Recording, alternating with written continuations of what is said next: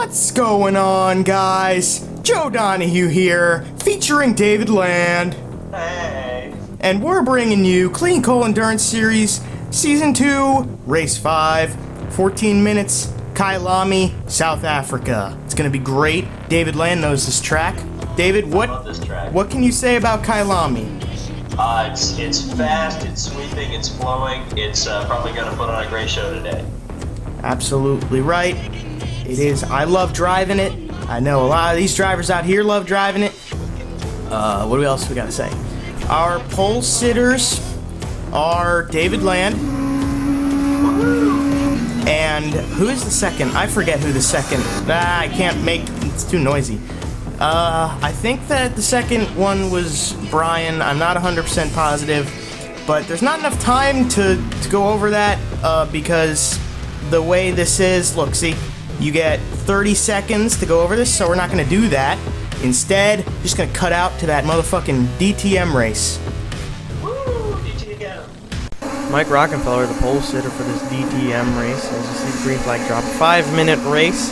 Our 10-car field had a long straightaway to get up to speed in. The BMWs, who've been dominating the majority of this season, started at the back as Rockefeller led his teammate Ronald 3016 and the rest of the field into the first corner. It was all clean. You see Kenneth Bueno pulled into third, and Roberto Merhi, new driver for Cam Sport, came out and started in the fourth position. Here you see Sato Donahue did not even make it a full lap before he blew the motor in that Land Speed Racing number 2 BMW. Unfortunate end for the Exide sponsored car. But nevertheless, the race continued on. Christian Vittoris ended up in the lead at this point in the race. 3 Mercedes leading the way over Tyler Williams in 4th place. Christian Vittoris pulling ahead. Ryan Otto 3016 by the end of the race had gotten back up though, and this is him crossing the finish line. A very uneventful race, but there was some difference in the winners since there was an Audi up front with the Mercedes finishing out the top 3, and an Audi and etc., blah, blah, blah. Back to Clean Coal. Alright, hopefully you enjoyed the DTM race, because we've got about 5 seconds here before we start racing Clean Coal Endurance Series. This is the second time this series been here, and it is underway.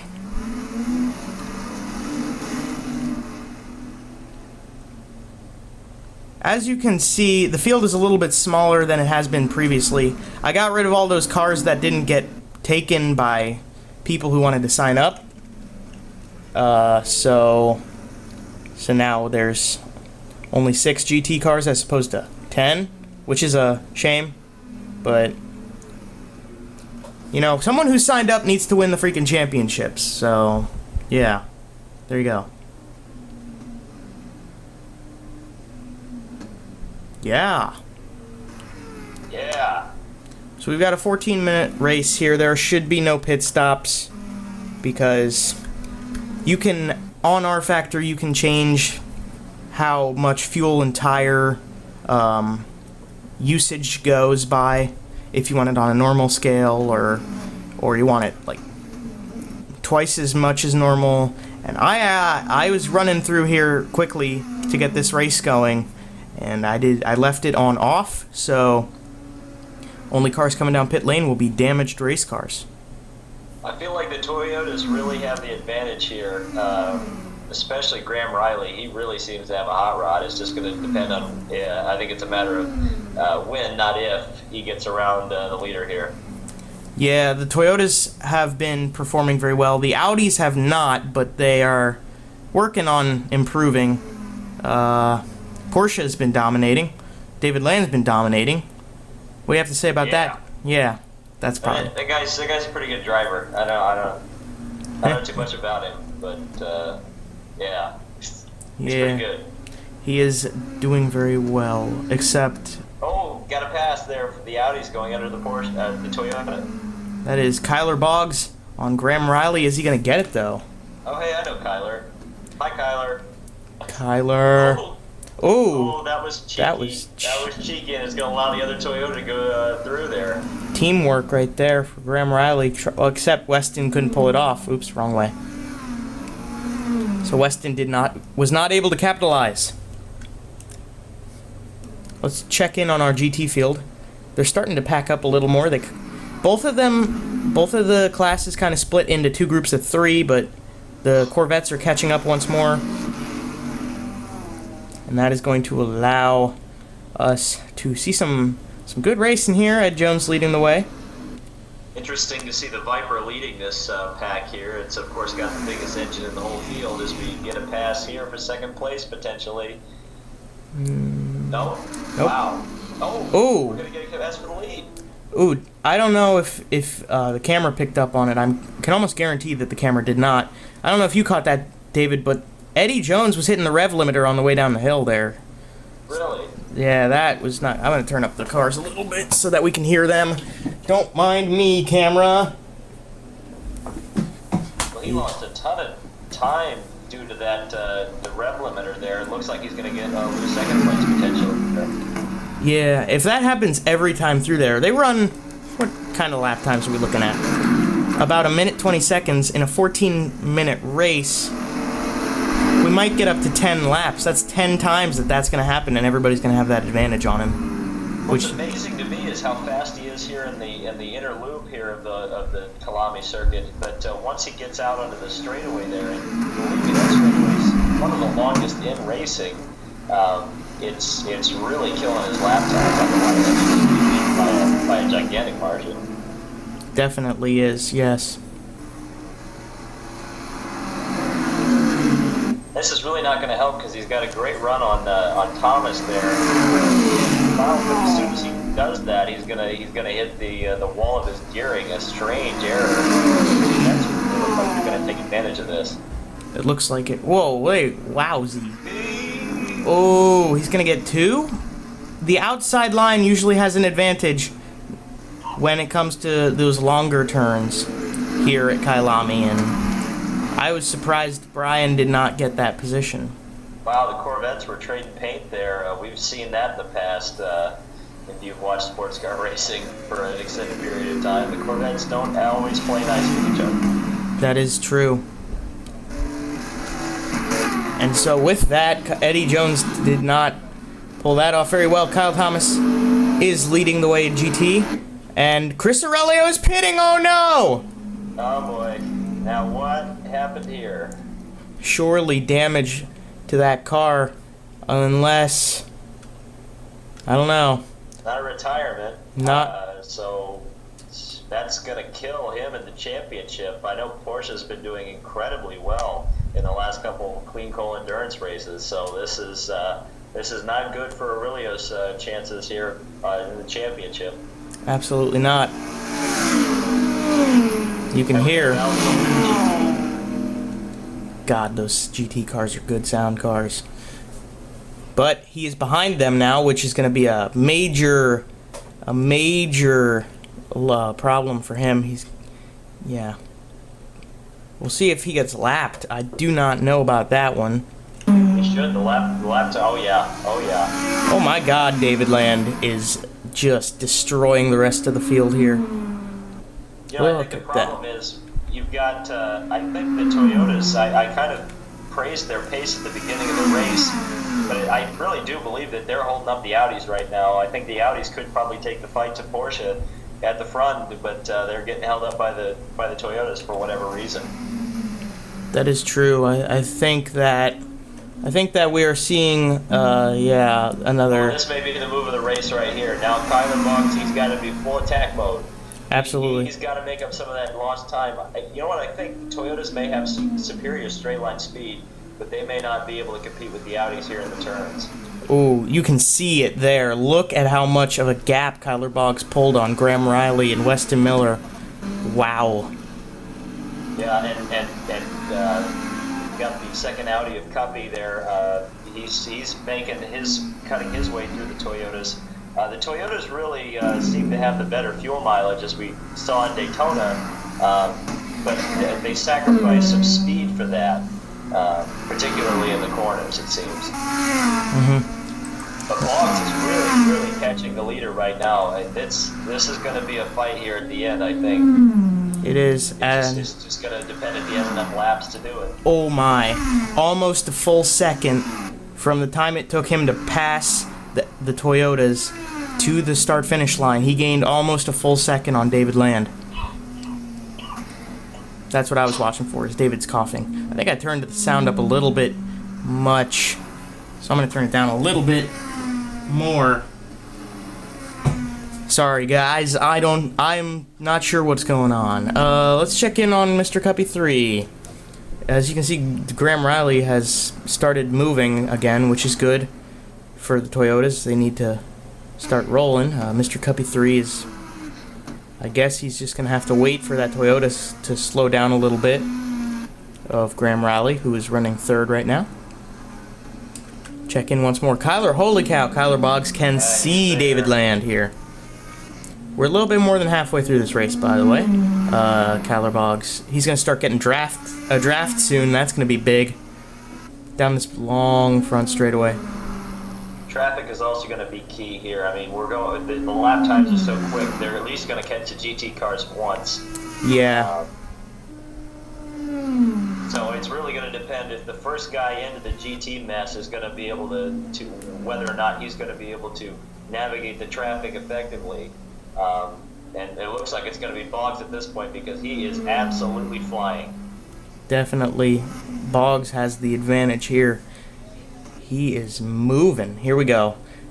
No, he's not going to do it yet. You got to play it a little conservative, right? That's not when you overtake at, but yeah. Right down here in the hairpin, I think might be a good shot for him. We'll see. Nope, he closes in. Wow, he's got his nose underneath David Land there. You can see. The GT cars are right there. I mean, they're going to be on him within the next lap. This is going to be real intense here. It is, and we're going to stick right with these two, because this is going to be good. We are about at the 10-minute mark in this race, by the way, so we are about 2/3 of the way done. Not only are the prototypes faster in straight line speed, but these two have this draft that's helping them big time. That is going to... They are really, going to catch these GT cars soon. And unfortunately for the two of these guys, and it may benefit the Toyota in third, is that they're probably going to catch the GT cars in the slow part of the circuit. That's going to slow them down considerably. It would have been to their benefit if they caught them on the straightaway while they're drafting, but it looks like there's an absolute gaggle of GT cars that they're going to have to deal with as they come into the slow section of the course. That is indeed true. You can see Ian Perez. Every time we go to a different camera, there's Ian Perez just at the very edge of the screen. It's going to become more prominent now as we come down to this little chicane. I love this chicane. Wow, the Toyota, Riley is right there. Now holy it's a crap three-way legs. fight for the lead in the traffic. This is going to be absolutely insane. All right, let's see what happens. Oh, Kyler Boggs on the inside. Ian Perez moves down. David Land on the outside. Kyler Boggs got loose in the middle of the turn. Holy crab legs. What is it? David Land pulls out, and David Land is going to make some passes. That is good for him to get ahead of Kyler Boggs, who gets stuck behind Ian Perez. He gets up hop. Ian blocks him. Graham Riley on the inside. David Land stuck behind a Corvette. Oh, my God. 2 for 1. David Land pulled out around that Corvette. Kyler Boggs on the inside is going to pass Ian Perez. Graham Riley stuck behind the Corvette now. David Land gets stuck. Damage! Contact! Graham Riley! Oh, no. Big problems for Graham Riley there as David Land gets around that Corvette. And Kyler Boggs is still stuck behind 3 of them. That is big for David Land. Who lost the part there? I couldn't tell who lost the pieces there. I think that came off of... That was off of Graham Riley's Toyota. No, that was... Here, let's double check this. On board, kind of, behind the car. There's the damage. You can see we're missing... Yeah. He was right up there in the fight. He was pouncing when it mattered. It just... He had an unfortunate encounter with a Corvette bumper, and that's going to take him out of this race. Yeah, for the win, definitely going to take him out of the running for this one. These two Audis are stuck still. David Land is making more passes. We're likely going to have 2 laps to go. Oh, no, we're probably on the last lap. I don't know. The thing about these timed races is you have no definite point that you're going to be done. Ooh, that was really rev limiter E for Matt Faust. Did we have some Audi on Audi violence? There's still a Toyota in between the two Audis, and last time I saw them, they were fighting with each other. I think what happened is Graham Riley stayed out, and he has that damage, which means since he lost that piece of the car, he's got a lot better. He's got more straight line speed now because he has less car there to slow him down, less drag, aerodynamics, etc. And that I think that helped him. But I bet Mr. Cuppy 3 got held up by that Corvette that he's still trying to get around here. That's the most frustrating thing. Yeah. And look how far the Viper has fallen back into the clutches of the Corvettes. He was race Weston almost lost it. Weston just about had a big old crash right there. Yeah, that could have been really bad. I think is he missing his front clip as well? Weston was, yes. So both Toyotas are in trouble here. Yep. And Graham Riley is in the pit lane. We can confirm that from race control. And Weston will follow. Oh man, what a disaster. That is heartbreak city for the Toyotas, but Chris Aurelio may make up positions, get a 4th place finish today. Oh, this is good for Audi though. I mean, this benefits Audi more than anybody else. Definitely. 2 cars on the podium. Unfortunately, Kyler just couldn't navigate the traffic quite as well as yours truly in the Porsche. And That is true. It's going to be another win.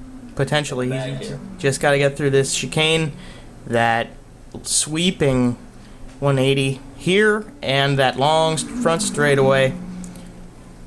So this guy, not the world's greatest NASCAR driver, but he's pretty good with this Porsche, I'd say, if he's going to win 4 in a row here. Good job, David. You won at Kyalami. There you go. Wow, dominating. Absolutely. Kyler just Boggs. insult to injury to the Toyotas. They get lapped in the pits. Absolutely. So we're going to look. Kyle Thomas. Ooh, Matt Faust. Bad camera work. The finish line's down there now anyway. My goodness. Kyle Thomas did have him at the line, though. Holy smokes. That was a classic GT battle right there. Absolutely. Aurelio brought it home 9th overall. Interesting to see. And the SRT finally fell to the back of the GT field with Ian Perez, who just never was able to be competitive. I don't think that Porsche is very fast in the straight line, and that really hurt him. Yeah, that was a bad moment in time. I think today's definitely the kind of day you want to forget for Falcon. But nevertheless, as the Toyotas pulled out of the pits, they will come around. It's still a pretty good day, I would say, for David Land. You know, that car has won 4 in a row, coming into the pits now. Going to collect his victory in victory lane, obviously. Going to collect a nice check with that. Wink, wink. That's not really a thing, wink. Yeah. Let's say, where's my check? What are these things already? Yes, David Lynn has been kicking ass. So, to wrap it up, final order, as cars are still coming into the pits. Your winner today in the Porsche, number 20, David Land.